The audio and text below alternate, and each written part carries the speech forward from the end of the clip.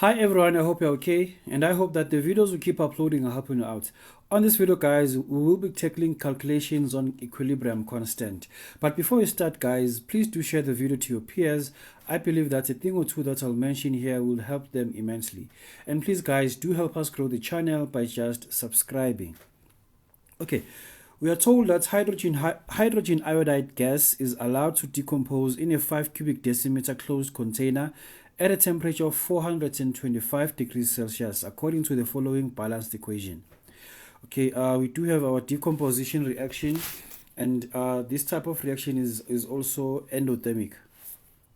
Okay, when the reaction mixture reaches equilibrium at 425 degrees Celsius, it is found that 0.02 moles of hydrogen gas is present in the container. The equilibrium constant for this reaction at 425 degrees is just 0.016. Calculate the initial number of moles of hydrogen iodide in the container.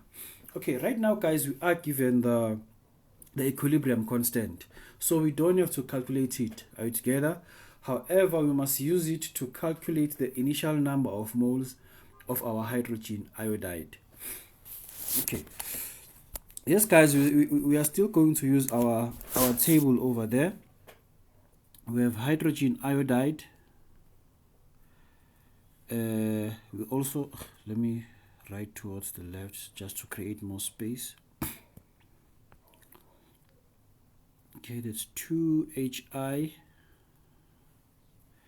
and then there's hydrogen gas as well as iodine. So the hydrogen iodide will just decompose into hydrogen gas as well as iodine. Okay, and then we'll have a row for initial number of moles, the row for the change in the number of moles, the number of moles at equilibrium, as well as equilibrium concentration.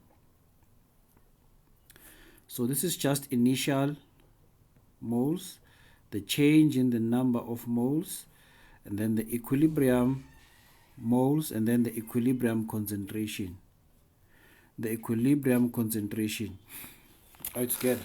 Okay, initially guys, we are not told the number of moles of our hydrogen iodide. So since we do not know the initial number of moles of our hydrogen iodide, we can say the initial number of moles, you can choose any letter to represent the initial number of moles. You can choose X or K, any other letter. It's up to you. Né? So if the letter over there is X, so that means initially we had X amount of moles, and that's what you're looking for basically. All right, together. But in the beginning, guys, we only had hydrogen iodide that is decomposed into hydrogen and iodine. Né? So in the beginning stages of the reaction, we had 0 moles of hydrogen and 0 moles of iodine. All right, together. But they were formed as the chemical reaction progressed. Then we found that at equilibrium, 0.2 moles of hydrogen were present. At equilibrium, we ended up having 0.02 moles of hydrogen. Initially, we had 0, and at equilibrium, we ended up having 0.02.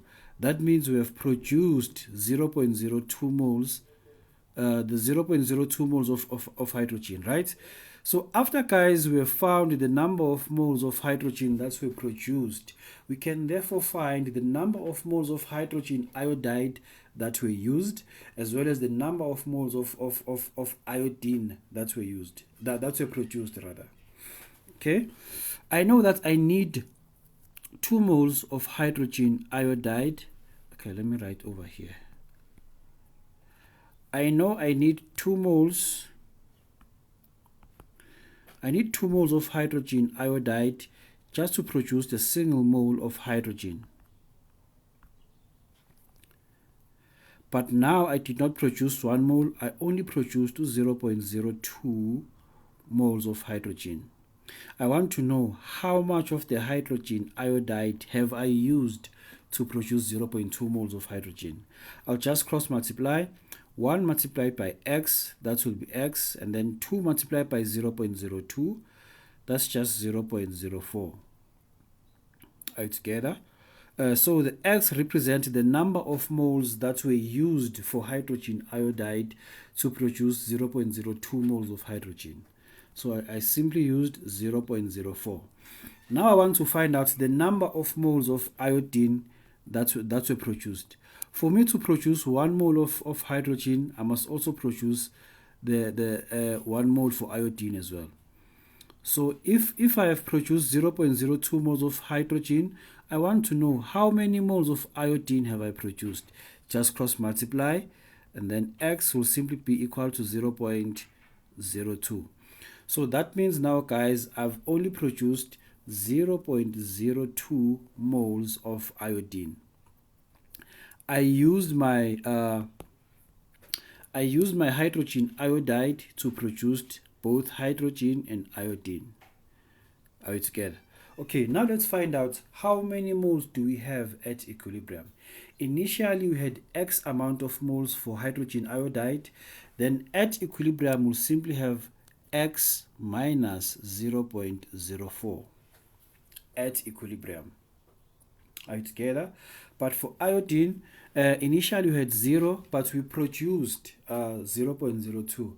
That means at equilibrium, we'll simply say 0 plus 0.02, end up having 0.02.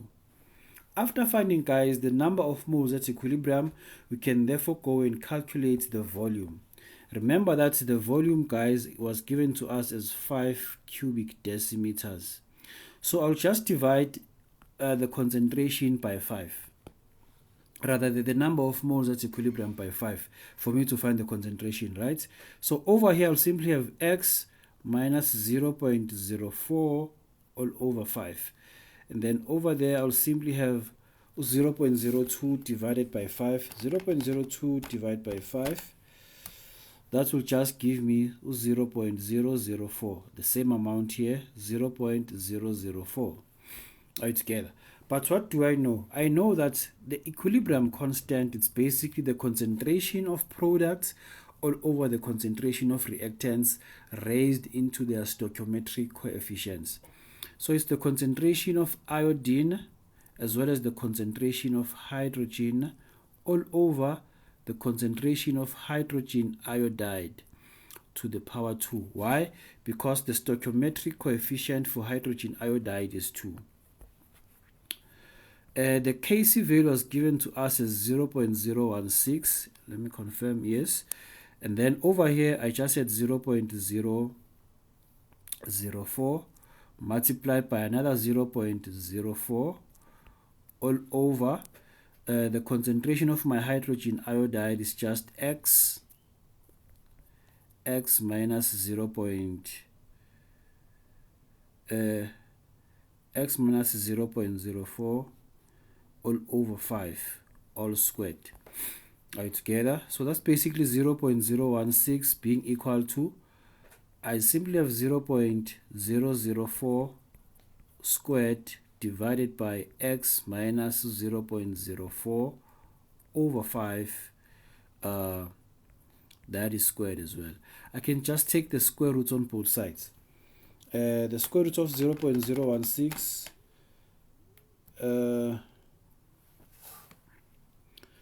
the square root of 0.016 will just give me, what do I get?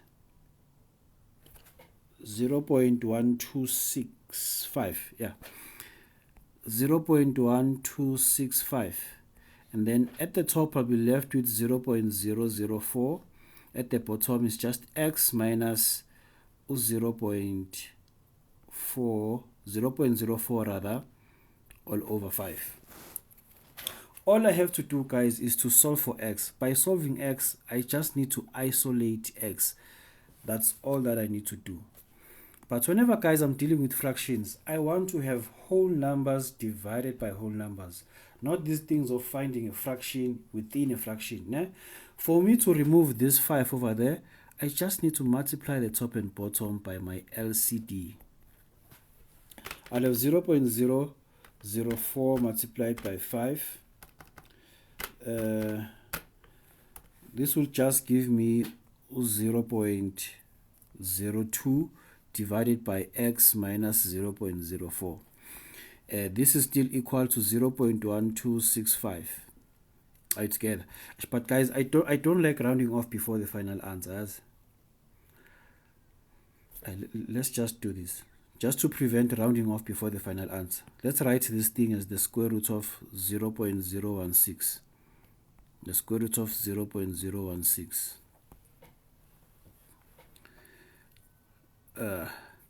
Okay, and then all I have to do now, guys, is to cross multiply, right? I'll end up having the square root of 0.016 multiplied by x minus 0.04 is just equal to 0.02. Then for me to isolate x, I must just remove the square root over there by dividing both sides by the same thing. I'll end up having x minus 0.04 is just equal to 0.02 divided by the square root of 0.016. Then x will simply be equal to 0.02 divided by the square root plus 0.04, because whenever this thing goes to the other side, the sign will change. And then now, guys, I can simply press my calculator and get the most accurate answer because I did not round off. 0.02 divided by the square root of 0.016 plus 0.04. So this will just give me 0.198, 198 moles. 1981 if we round off to 4 decimal places. So the initial number of moles, guys, of our hydrogen iodide, that were present in the container is just 0.198 moles. Let's recap, guys. Remember that initially we were given we were not given the number of moles of our hydrogen iodide that decomposed into both hydrogen and iodine, but we were given the number of moles of hydrogen at equilibrium as well as the equilibrium constant. So I had to use this number of moles at equilibrium to calculate the number of moles that were produced or used. So there in my second row, guys, that's the most important row whenever you're dealing with equilibrium constant. Yeah? I told myself that, okay, for hydrogen, initially I had 0 moles, but at equilibrium, I have 0.02. That means I have produced 0.02 moles. Are you together? So after finding the number of moles that were produced for hydrogen, I can simply find the number of moles that were used to produce this amount of hydrogen, as well as the number of moles that were produced for iodine. Are you together? And then at equilibrium, initially I had X amount of moles, but now at equilibrium I'll just have the difference. Né? I'll simply say the initial number of moles minus the number of moles that were used, then I'll get the number of moles that are remaining at equilibrium. I did that for my reactant, but for my products I'll do it differently because I'm producing products. I'm using reactants to form products. So the products are adding. I had 0 and then I've added 0.2. That means at equilibrium I'll simply have 0.02 as well. Same thing for iodine. I had 0 moles and then I've added 0.02. That means at equilibrium I'll simply have 0.02 again. And then for me, guys, to use my Kc, my equilibrium constant, I must know the concentration of my products and reactants at equilibrium. Are we together?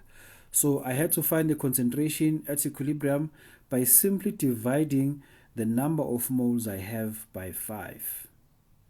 Are we together? After finding the concentration at equilibrium, I then used my equilibrium constant to find the initial number of moles. The concentration for iodine, we got 0.04. For hydrogen, it's the same amount, 0.004. And then the concentration for our hydrogen iodide, it will be X minus 0.04 all over 5. But remember, it's all squared because the stoichiometric coefficient is 2. And then I just use my mathematical gymnastics to calculate the initial number of moles. That's how, guys, we're supposed to deal with this question over there. So please do stay tuned and wait for more videos. Thank you.